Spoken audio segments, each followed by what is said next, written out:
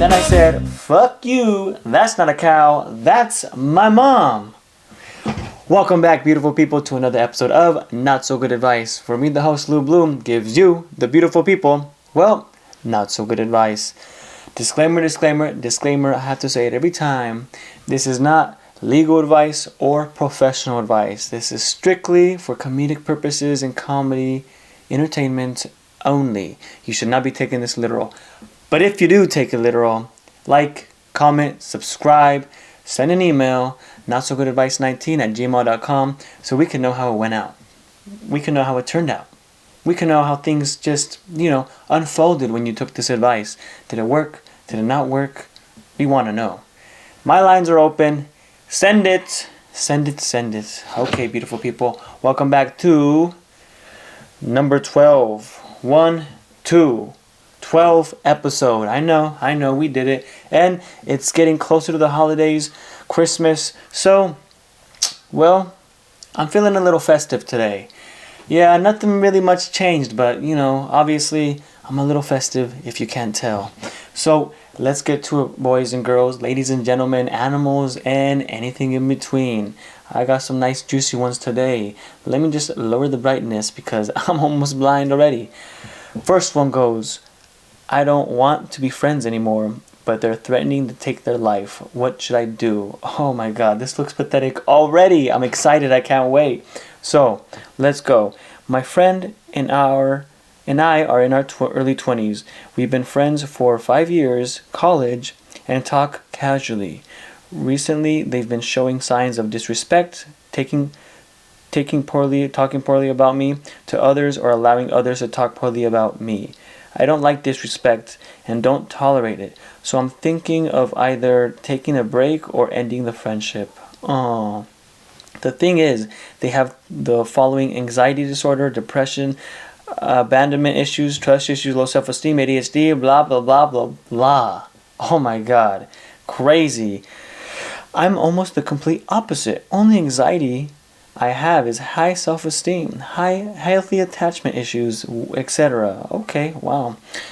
I don't want to be friends with them if they keep disrespecting me, but I'm scared that they will self-harm or commit suicide if I end our friendship out of the blue, especially because they've attempted before we met. How do I approach the situation? Oh, wow. I love these scenarios. I really do.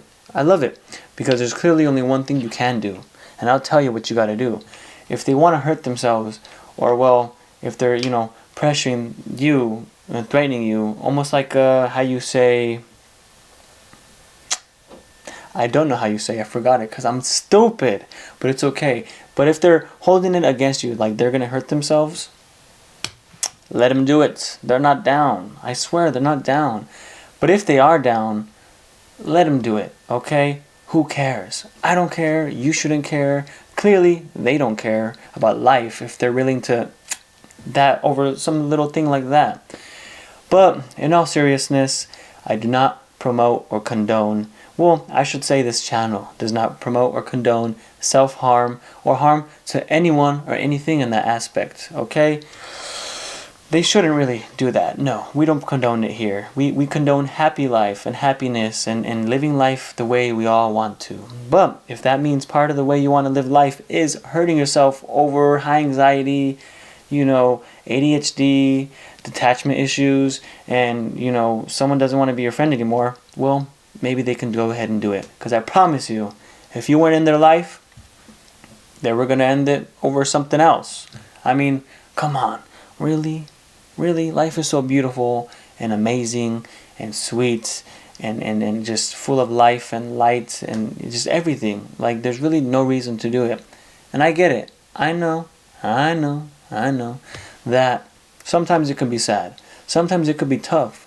For some reason, when we're little kids, well, I feel like most of us, when we're being raised and we go to like preschool, elementary, our parents, our grandparents, whoever raised us, they just kind of, they don't say life is hard, but they don't mention it at all.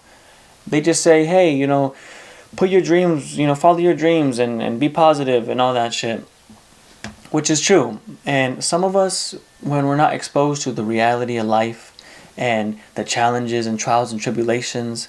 And we soon realize that, hey, it's not sunshine and rainbows, and it's not peaches and cream, and it's not everything we thought it would be. We get shook up. We get shocked. We're just like, oh my God. I didn't know life was going to be hard, but it is. It's tough. It's hard. Not all the time, but sometimes it is. And for some people, it's harder than others, okay? And I get it. It can be tough, but you cannot hold yourself back or stop yourself from living life because your friend might hurt themselves if you don't want to be the friend anymore because they're talking crap about you. I mean, also, look, newsflash. Everyone talks shit. God gave us a mouth and a tongue, and we talk. It's literally what we do. We talk shit. We talk about everything. We talk good stuff, bad stuff, mediocre stuff. Look at me. I say the craziest, stupidest things. You shouldn't even be listening to me. But you're watching and you're listening. So, like I said, we talk shit. People talk shit. And you shouldn't really take it to the heart too much. Honestly. People love to talk. Especially certain people, okay? We know who you are. So, get used to it. I mean, they're just noises and mouths, and sounds coming out of our mouths. That's all it is. It's nothing too crazy. Literally, you should take it with a grain of salt, okay? Honestly, it's just, people talk shit. Who cares? I mean, if they're still your friend, they're still your friend. And if you don't want them in your life, kick them out. Cut them out. On to the next one. Hopefully I can get through all these. But this one goes as, how do I trust people? Time out. Hold on. Damn it. I hate commercials. Whoever invented commercials, I'm going to get you. Next one. This one goes as, how do I trust people? I'm so ridden with anxiety that the person I'm talking to is seeing other people or talking to other people. I can't ever trust anyone, and it makes me so mad and lonely. I just want to cry. I don't want to be right, but I'm scared. I might be right. I just need advice on how to actually trust without worry, if it is even possible. How do you trust others? How do you trust others? Well, it's quite simple. It's quite simple, actually. I heard a saying one time, and it goes, when a bird lands on a branch, does it trust the branch to not break, or does it trust its wings to save his ass if the branch breaks and it falls? It went something like that. And honestly, to be fair, I'd say listen to that advice. Listen to that saying, okay? You gotta trust yourself, ultimately. You gotta trust not the relationship. Of course, trust your partner, but ultimately trust yourself that if everything goes south and your partner leaves you, or, hopefully not, knock on wood, that passes away, you're still going to have yourself, okay? Because realistically, if they do leave you, or when they do, because, something's going to happen, it's bound to happen, you're going to be all right. You got to trust yourself, okay? Trust yourself. I mean, that's how a relationship works. It's trust. You trust them, they trust you, and you guys live happily ever after, right? That's how it's supposed to be, right? And honestly, yeah, if you don't trust them, the relationship just isn't going to work. It's not going to work. That's the whole point about a relationship. You trust people, you trust them, and you open up your heart to them, and they could, you surrender your love to them, and, they surrender theirs, and you guys, I guess, be all sentimental and sweet and, googly and gooey like that. That's how it works, right? That's how it's supposed to work. I mean, listen, okay? Whatever they do in the dark will come to light. So if they're doing something mischievous and naughty, then they're going to find out, or you're going to find out, I should say. And honestly, be prepared for that. You should. I mean, it's fucked up. It shouldn't happen, but it does. I'm not going to say all the time, but half the time, most of the time, it happens, okay? So that's what I would say is just, you have no choice. Trust. Because if not, you'll be alone forever and ever. and ever. Forever, ever. On to the next one. This one goes as, I accidentally texted my roommate something bad about her. Ooh, I love drama. Okay, so I meant to text my friend, but accidentally texted my roommate something bad. I texted, my roommate doesn't fully cover her bloody tampon when she throws them away. I'm sorry, but that's so freaking disgusting. That's how they wrote it. I didn't notice until I wasn't able to delete the message. I basically said that I was sorry and shouldn't have been talking behind her back, and I wanted to address it, just wasn't sure how. I explained that I feel like I've been doing all the cleaning and she's not contributing, and that I get if it happens every once in a while, but it's very often happening. I feel so bad, and I know it obviously was wrong of me to text behind her back. She has every right to be angry with me, in my opinion. Basically, I want to know if I am a complete, utter arsehole. An asshole. I'm glad we are able to talk about it though. What do I do? What should you do? You know what? I know what you should do. You should text them back and say, hey, I'm sorry that I said I'm sorry for the first place, because I'm going to take my sorry back, because you're the complete asshole. You're the one that keeps getting that thing, shoving it up in there, letting it soak up all the disgusting Mother Nature bullshit that it's soaking up, and throwing it in the bathroom trash can so everyone can see. And look, we all know how those trash cans are in the bathroom. They're like this tall and this wide, and it's not really a trash can. All it is really is a damn, paperweight. It's a damn lunchbox. That's what it is, okay? You should be pissed at her for letting that shit, everyone see that. Multiple times? First time? Okay. Second time? Maybe. Third time? That's it. That's it. Nope, not cool. No bueno. No bueno. So that's what I think you should do. You're not the asshole. They're the asshole. Because, come on, have some class. Have like at least this much hygiene. Like this much hygiene in your life. And have some respect for your other roommates. Because honestly, what the fuck is that? What type of shit is that? I know they say men are dirty. And I get it. We're dirty. I'm a guy. We're all fucking pigs. I know. But that shit right there...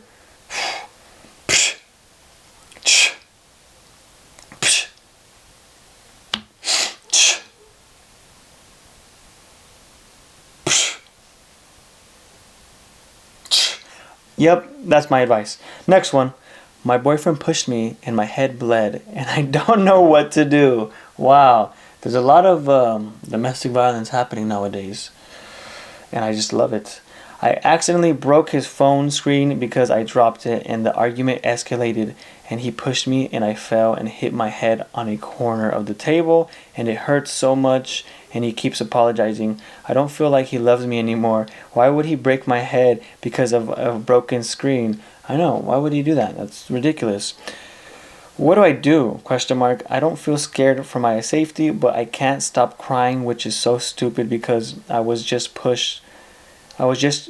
a push, but why would he push me? He's looking after me now and keeps giving me ice. I don't know. I need advice. Okay.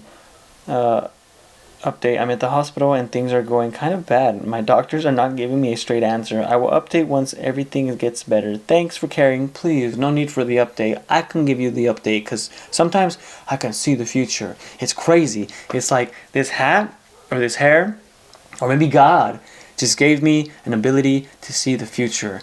And you know what? My magic ball, you know what it's saying? It's saying if you stay with him, you're gonna die. Okay? This is just a little microcosm. This is a little bit of a foreshadowing right here. And it's gonna tell you what's to come. You stick with that guy.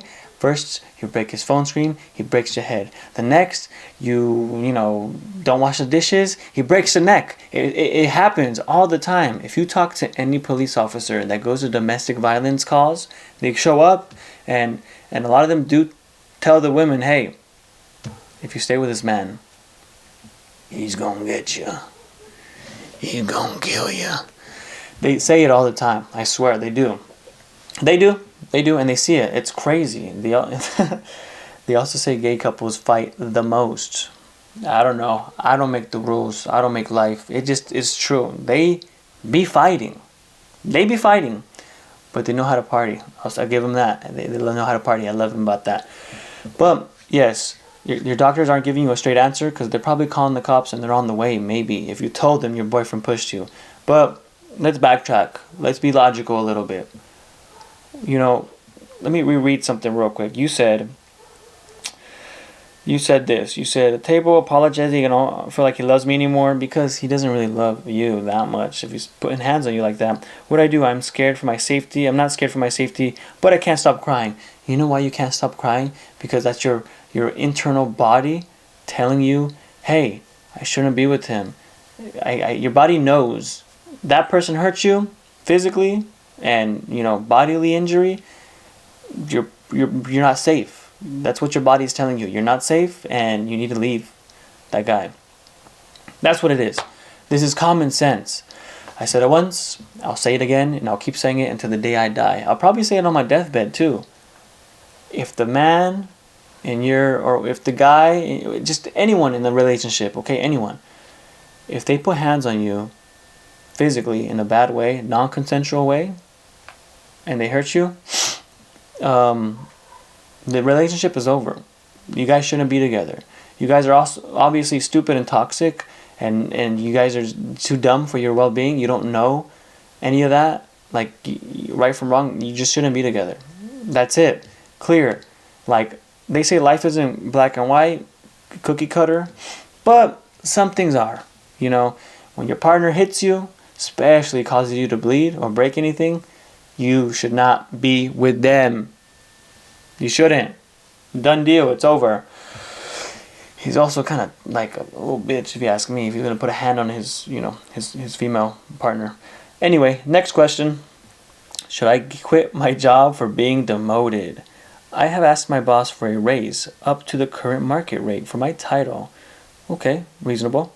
I sent him my research on the current market rate and some job postings with the title and examples of tasks I currently perform with the pay reflected. He then said that my duties are more of a much lower position and that is that is the market rate I should be researching. Should I go? Interesting. So let me get this right. You did not get demoted. You're lying to me on the title. Because when you get hired, you make a deal. You make a deal with the company.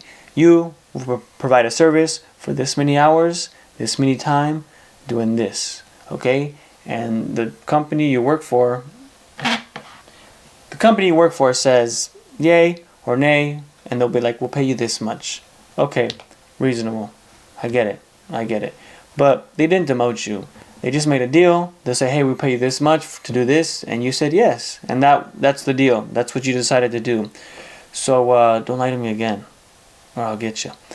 And yeah, I mean, and you're asking, should I quit my job?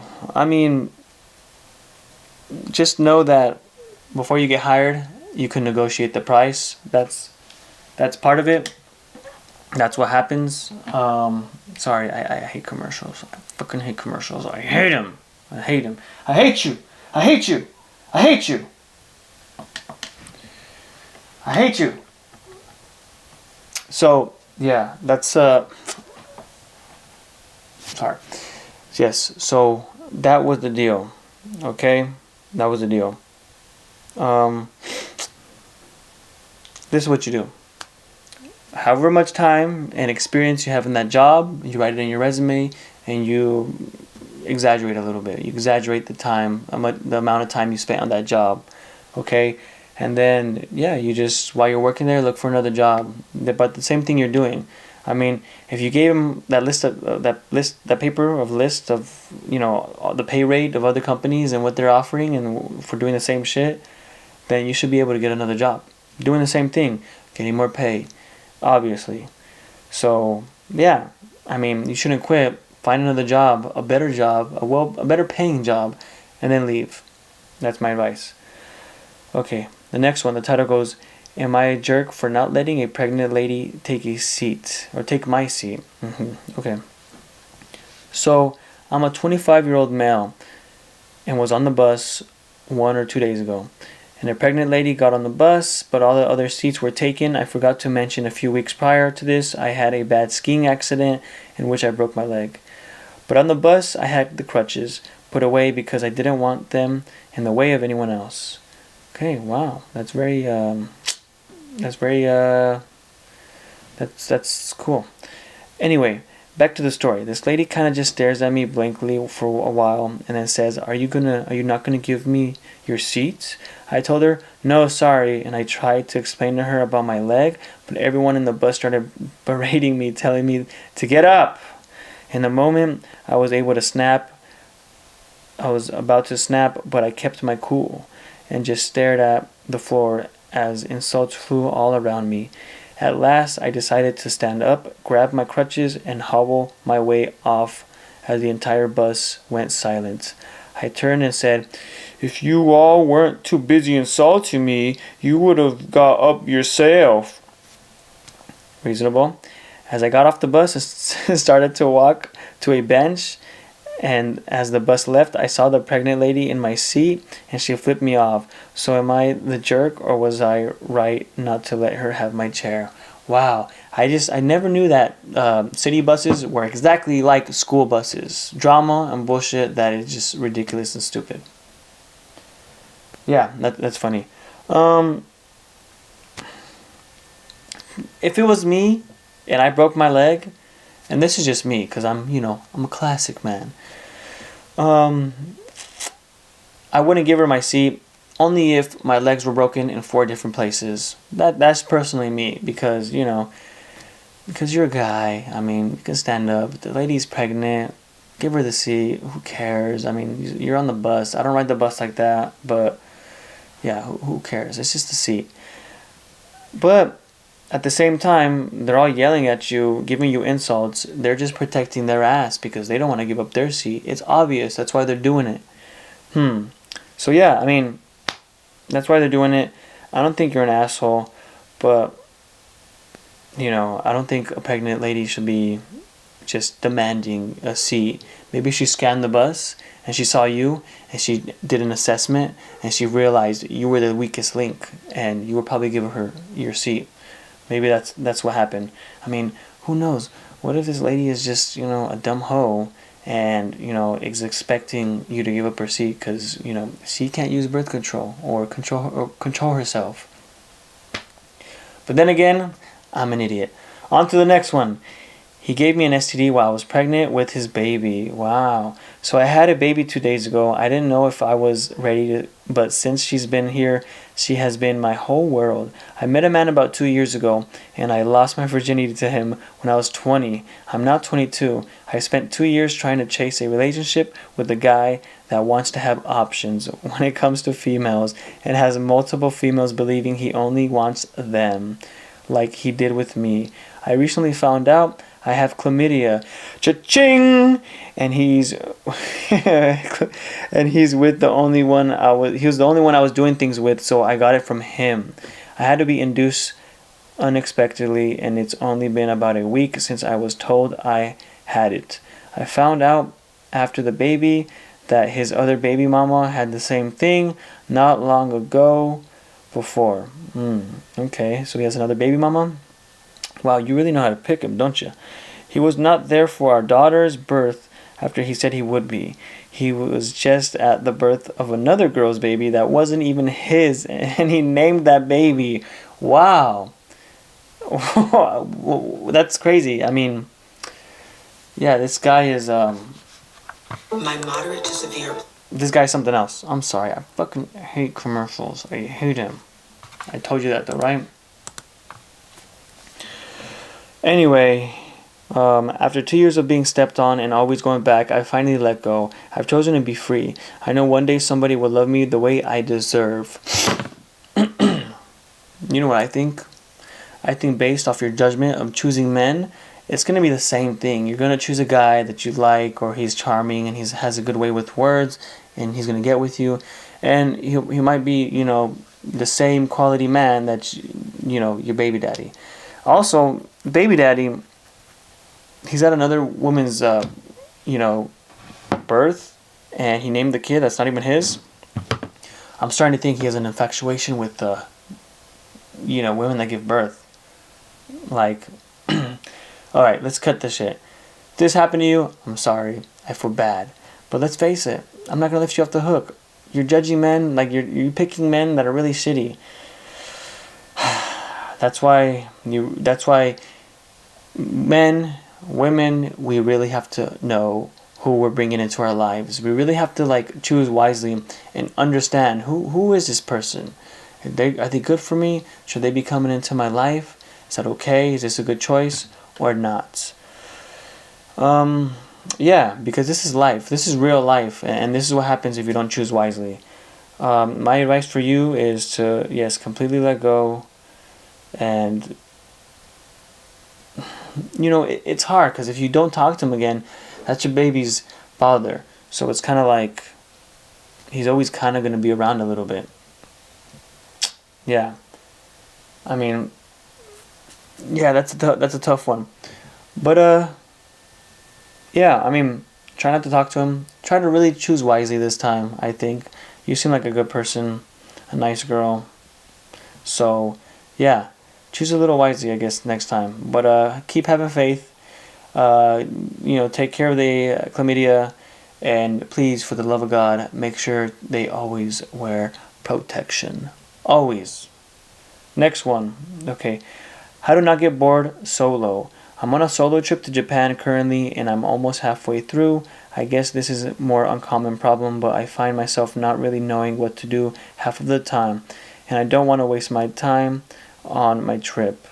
Like if I have one landmark plan to see for each day, that leaves so much time in between where I just don't know what to do and feel like I'm wasting my time. But I also feel like my energy and attention span gets drained relatively quickly. So after I go spend my first 2 hours of the day seeing a landmark and getting food, I just don't know what to do and don't want to immediately go see a landmark after landmark. I love to be able to go out to bars and talk to locals, but I only have very basic Japanese, and since I'm solo, I wouldn't have anyone else to talk to. I feel very sad that I didn't learn more Japanese before this trip, too, because I just want to socialize here. I guess I'm just feeling very lost and don't know what to do, but still feel a lot of pressure to just do things. Any advice would be appreciated. Okay. I'm guessing you traveled before. I'm going to say you really need to understand how you travel. Some people like to sit at the beach, do nothing. Some people like to plan everything, down to like every second and minute of what they're doing within that travel. Find yours. And also, I've done a few solo trips. I love it. They're awesome. I can't wait to go to the next one. And my recommendation is, this is what I do. I mastered the solo trip because I'm a master of, the disaster. Okay? And I'd say what I do is go look up the most popular hostel. You don't even have to stay there. You don't have to be spending the night there because, come on, hostels, sometimes they're whack. Okay? I don't really like to sleep there. But they're fun. Maybe get a nice Airbnb or hotel down the street or something. And yes, this is what I'll do. I'd go get my hotel, my Airbnb, set up everything, and I would go to the most popular hostels. Like, look it up. Go to that hostel, go to the bar, get a drink, and just sit there and look cool, mysterious, until someone comes up to you. Just socialize, okay? Get a drink at the bar, talk to the bartender, talk to the waitresses. Most likely, you're going to see people around your age, and a lot of them are going to speak so many languages, but a lot of them will speak English. A lot of them will be Australian, Englishmen, Americans, and then every other, type of people too. But they're going to speak English there. Even the workers are going to be able to speak a lot of English. That's what I would do. Look up the most popular hostel, go there, make friends, socialize, and then look, you have some buddies you can go out with. It is what it is. That's what I would do, and it would always work out perfectly. And then you could even go to some landmarks with them. Yeah, so that's what I would do, and it was pretty cool. Next one, title goes as, do you think it's wrong for a woman to do this to a man? I have a friend of a friend who is very religious and cultural. He's from Asia and he grew up in the West. From 18 to 30, he didn't date, just focused on his career and became very successful. He expressed that he wants a woman also like himself, religious, virgin, cultural. But I recently heard the news of the girl he married. Okay. I know this girl. She went to my college and she has a hefty history of smoking, partying, and with men as well. Oh, you don't say. It seems she lied to him, as she wanted someone rich and successful to settle down with, and him having no experience with women trusted her blindly. Now I don't know this person that well, but do you think the woman is wrong in this situation? A lot of people thinking I didn't get confirmation. He doesn't know her past. My friends told me, hey, remember that girl? The guy he finally got married and found a girl that is just like him and what he was looking for. Showed me a pic of the girl and bam! I know the girl from my college. Okay. The classic case of the young beautiful female going out to party, do her thing, letting a bunch of guys enter her beautiful body, and at the very last moment finally decide to settle down, which, let's face it, there's nothing wrong with that. But if you're gonna lie and if you're gonna, just straight up just not be truthful about it and lie and pretend you're someone else for your own personal gain, which everyone does that shit nowadays. But if you're gonna lie like that, and I mean, yes, I think it's wrong, it's bad, but what do you want her to do?